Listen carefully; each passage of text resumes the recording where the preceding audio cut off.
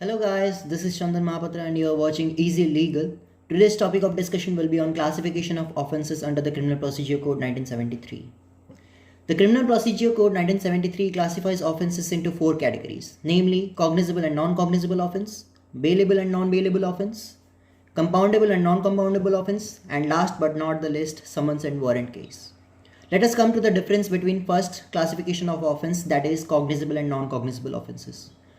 Cognizable offence is defined under section 2 subsection C of the Criminal Procedure Code 1973, whereas non-cognizable offence is defined under section 2 clause L of the Criminal Procedure Code 1973.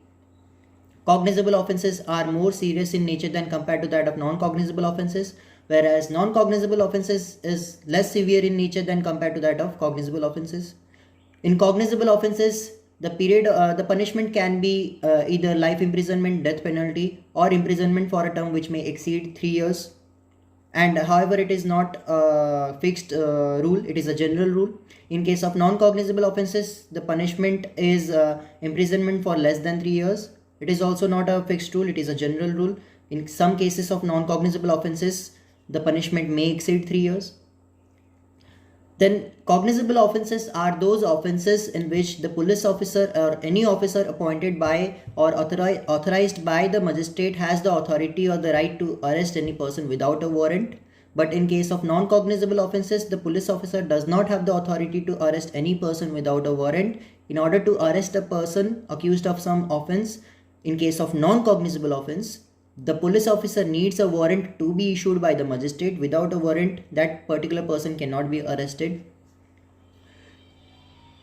In cognizable offences, the police officer has the authority or the right to carry on the investigation of the case without the permission of the court. Whereas in case of non-cognizable offences, the police officer cannot carry an investigation of the case without the permission of the court. It needs the prior permission of the court for investigating a non-cognizable offence.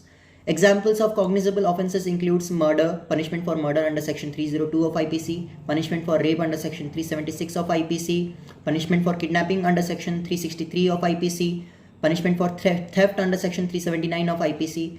And examples of non-cognizable offences includes punishment for assault under section 352 of IPC, punishment for cheating under section 417 of IPC, punishment for defamation under section 500 of IPC. This was all about difference between cognizable and non-cognizable offence. Let us come to the difference between bailable and non-bailable offence. Both bailable and non-bailable offences has been discussed under section 2 clause A of the Criminal Procedure Code 1973. However, all those offences which are mentioned under schedule 1 of the Criminal Procedure Code are said to be the bailable offences. All those offences other than those mentioned under schedule 1 are non-bailable offences. Bailable offences are those offences in which the accused person has a right to bail. That is, bail is a matter of right, whereas in case of non-bailable offences, bail is a matter of discretion.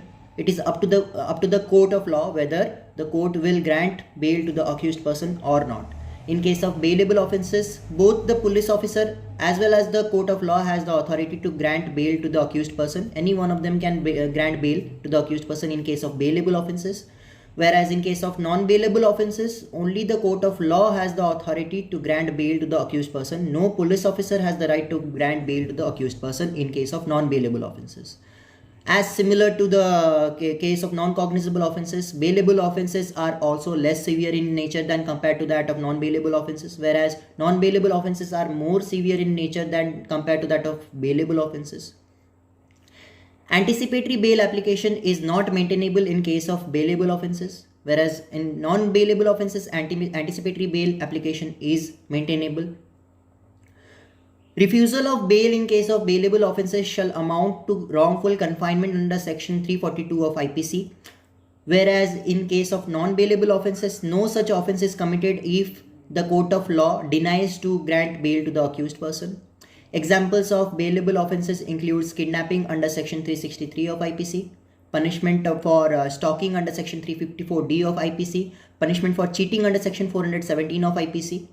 Examples of non-bailable offences includes punishment for murder under section 302 of IPC, punishment for theft under section 379 of IPC, punishment for rape under section 376 of IPC, punishment for criminal breach of trust under section 406 of IPC.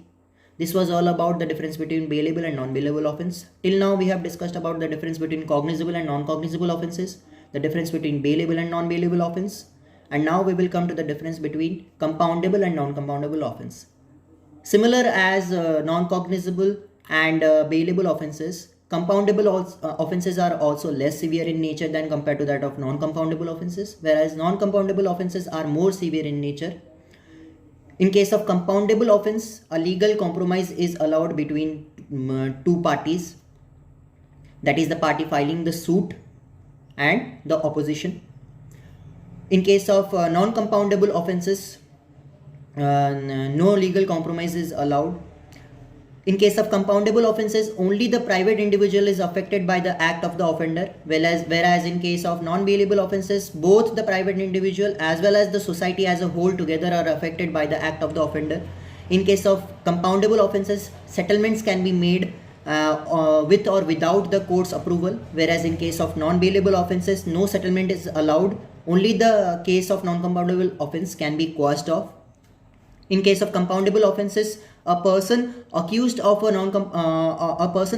compoundable offense may be declared free after the settlement is done and there is no need of trial, whereas in case of non-compoundable offenses, there must be a trial, and based upon the trial, the magistrate may declare the accused either as innocent or guilty.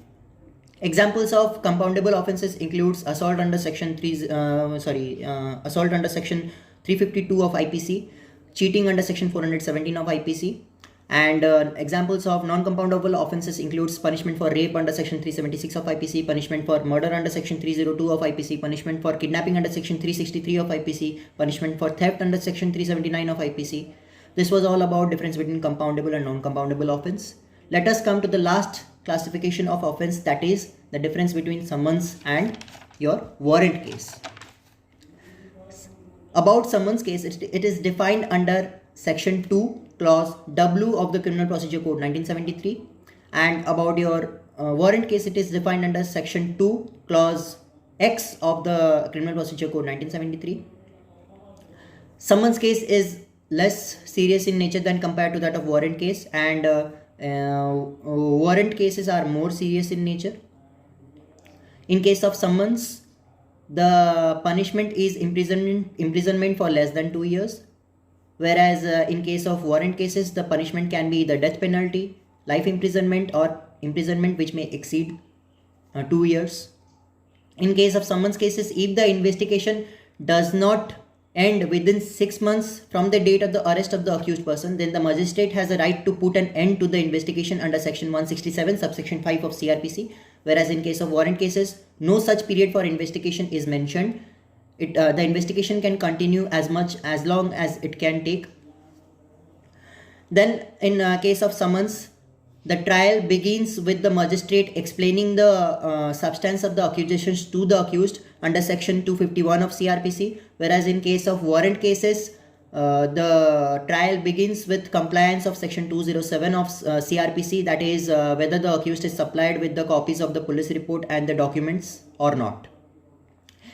In summons cases, the magistrate shall issue a summon for the attendance of the accused person under section 204 subsection 1 clause A of CrPC, whereas in case of warrant cases, the magistrate may issue a warrant in order to arrest that particular person, or if he thinks fit, he may issue a summons to bring the accused person before the magistrate under section 204 subsection 1 clause B of CrPC.